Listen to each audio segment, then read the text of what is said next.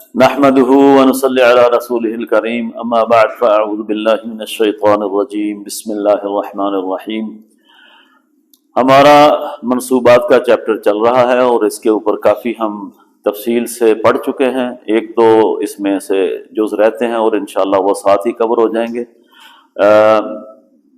ایک سوال ہے کہ جو تعداد کے اعتبار سے منصوبات کی کتنی تعداد ہے، تو میں آج آپ کے سامنے اس کی تعداد 8 لکھ رہا ہوں، اور اس کے بعد آپ اس کو بے شک 12 تک لے جائیں، 13 تک لے جائیں یا اس سے آگے لے جائیں۔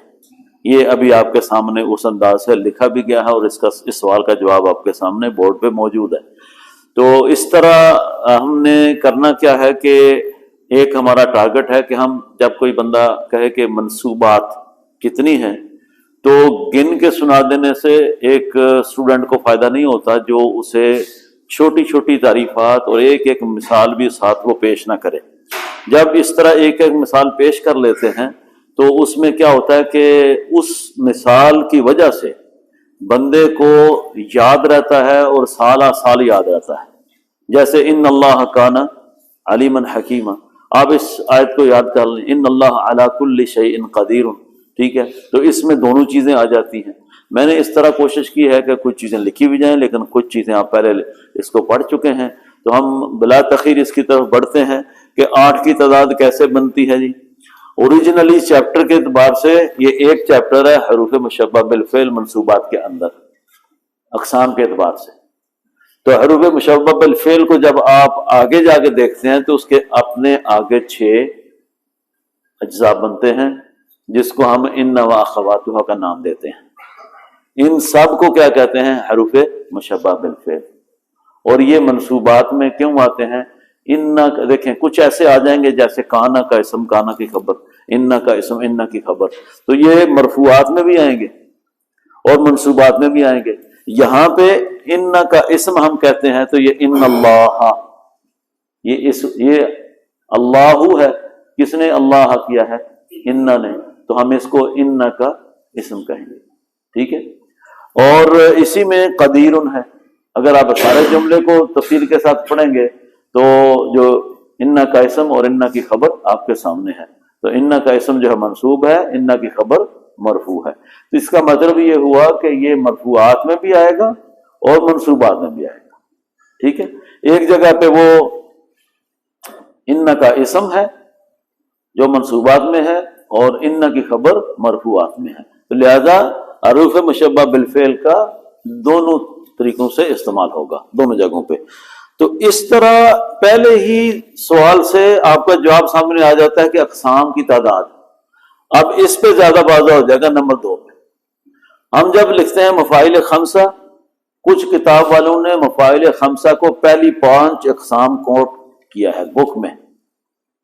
منصوبات کی جب آپ چیپٹر میں جاتے ہیں تو پہلی 5 قسمیں مفاعل خمسہ کی لکھ کے اس کو مفعول مطلق کو ایک قسم کاؤنٹ کیا ہے، پھر مفعول بہی کو دوسری قسم کاؤنٹ کیا ہے، تو اس طرح کر کے پہلی 5 قسمیں تو وہ یہ بنا لیتے ہیں۔ اچھا اگر اس طرح گننا ہے تو پھر ان کو 6 کو بھی گن لیں، پھر یہ 13 بھی گن لیتے، آپ بولیں اور گنتے جائیں جتنی مرضی۔ یعنی اگر آپ نے سمجھنے کے لیے اس کو تفصیلاً بات کرنی ہے اور ایک خلاصہ کاؤنٹ کرنا ہے ایز اے فل چیپٹر، تو آپ پوری اقسام کو اگر ماشاءاللہ وسعت رکھتے ہیں، آپ کو اس کا زبانی یاد ہے سبق اور صحیح طریقے سے آپ اس کو احاطہ کر سکتے ہیں، تو میں سمجھتا ہوں کہ یس آپ اقسام بنائیں، اس کا فائدہ ہوتا ہے، سمجھنے میں آسانی ہوتی ہے، یاد رکھنے میں آسانی ہوتی ہے، اسٹوڈنٹس کے لیے سہولت ہوتی ہے۔ تو یہ ہے آپ کے سوال کا جواب۔ اس کے بعد دیکھیں حال ایک ہے اور اس کو آگے 3 میں نے چھوٹا سا ہائی لائٹ کر دیا کہ یہ 3 صورتوں میں آتا ہے، مفرد ہوتا ہے یا جملہ اس میں یا فعلیہ ہوتا ہے یا شبہ جملہ ہوتا ہے، اور شبہ جملہ میں بھی اس کی 2 صورتیں ہوتی ہیں، ظرف یا جار مجرور۔ تو یہ ایک چھوٹی سی ڈیفینیشن ہے۔ جب آپ نے اس طرح بیان کرنا ہے کہیں بھی تو میں سمجھتا ہوں کہ اتنی تھوڑی تھوڑی تفصیل، لٹ سے آپ اگر اسٹیج پہ آتے ہیں بیان کرنے کے لیے، آپ 13 گن کے چپ کر جاتے ہیں تو پھر کیا کریں گے؟ یہ تو جس کو آتا ہے وہ 1 منٹ سے پہلے 13 گن دے گا۔ تو اگر آپ شروع کر لیتے ہیں، ٹھیک ہے، پہلی نمبر 1 حروف مشبہ بالفعل، اس کے بعد اس کی کاؤنٹنگ کرتے ہیں، ایک ایگزامپل دیتے ہیں، سمجھ گئے؟ دوسرے پہ آتے ہیں، مفاعل خمسہ کاؤنٹ کرتے ہیں، اس کی ایک ایک ایگزامپل دیتے ہیں.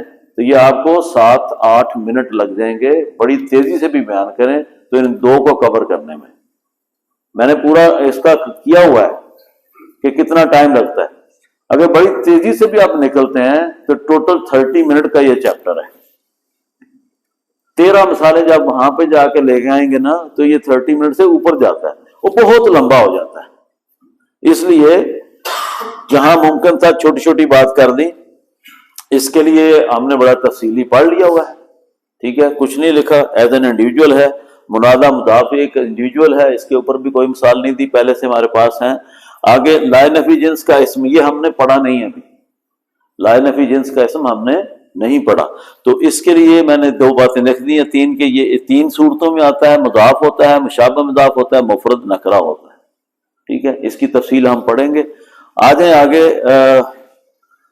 ما والا مشبہ بلیسا کی خبر، اس کو اگر عربی میں ہم پڑھیں تو اس طرح پڑھیں گے، ما والا مشبہ تانی.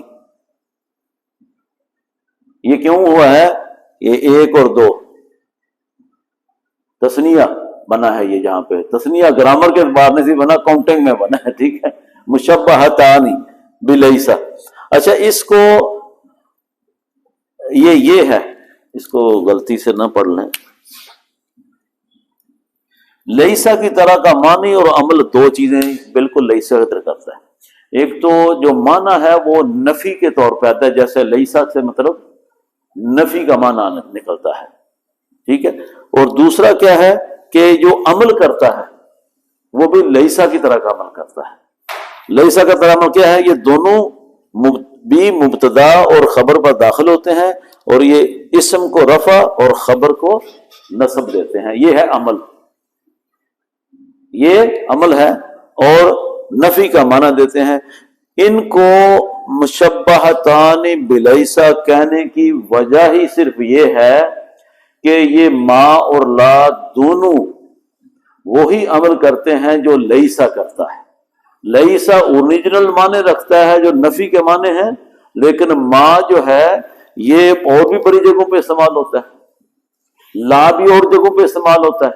ٹھیک ہے، تو ایسا ما اور لا جو منصوبات میں آئے گا اس کے لیے اس کی مشابہت کس کے ساتھ ہے کہ یہ لیسا والا عمل کریں گے. سمجھ آئیے بات کی؟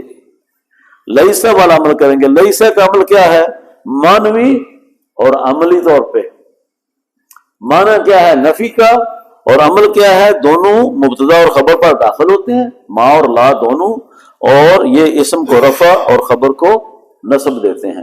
یہ جو چیز آپ کو اس طرح ملتی ہے نا، یہ میں آپ کو خود رائٹر نہیں ہوں، میں سچی بات بتاؤں، یہ مختلف کتابوں سے ایک ایک 2 نقطہ اکٹھا کر کے تو ہم اپنی کلاس کے لیے وہ چیز کرتے ہیں جو تعلیم بالغاہ کے اعتبار سے سوٹ کرتی ہو، شارٹ بھی ہو، اور آپ کو اس کا ایک چھوٹا سا مفہوم بھی بتا دے جس سے آپ غلطی نہ کریں اور اس کا پتہ بھی رہے، ہمیشہ یاد رہے. تو یہ ہے ما ولا مشبہ تانی، ان کا جو عمل ہے. اتنی تعریف اس کی کافی ہے. جب جملے میں آئیں گے آپ کو آگے آئی ہوئی جو اس کی حرکت ہے یا کیا کہتے ہیں نصب ہے، اس سے پتہ چل جائے گا کہ یہ منصوبات میں سے ہے. اب آ جائیں افعال ناقصہ کی خبر. اس میں ہم نے خبر اس لیے لکھ دیا کہ منصوبات میں جو ہے خبر آتی ہے بالکل اسی طرح حروف مشبہ بالفعل کی طرح. اس کا کانا کا اسم اخواتھا یہ ساتھ لکھ دیا. یہ ٹرمینالوجی ان و اخواتھا ادھر لکھا ہوا ہے. تو یہ کانا و اخواتھا کی جو خبر ہے وہ ساری کیا ہوتی ہے؟ منصوبات ہوتی ہے. اور اس کی یہ 13 اقسام ہم نے یاد کی ہوئی بالکل علیحدہ. ان کو اپنے ریوائز کر کے یاد کرنا ہے. آج کا جو ٹاسک ہے، نیا ٹاسک کیا ہے؟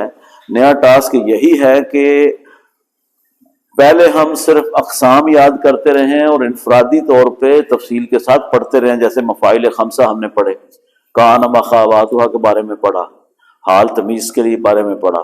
ٹھیک ہے، ہم نے اب ان کو اس طریقے سے وہ کیا کہتے ہیں کہ ایک چھوٹا سا ایک جس کو وہ بوٹیاں نہیں ہوتی جو تیار کی جاتی ہیں، ہاں جی،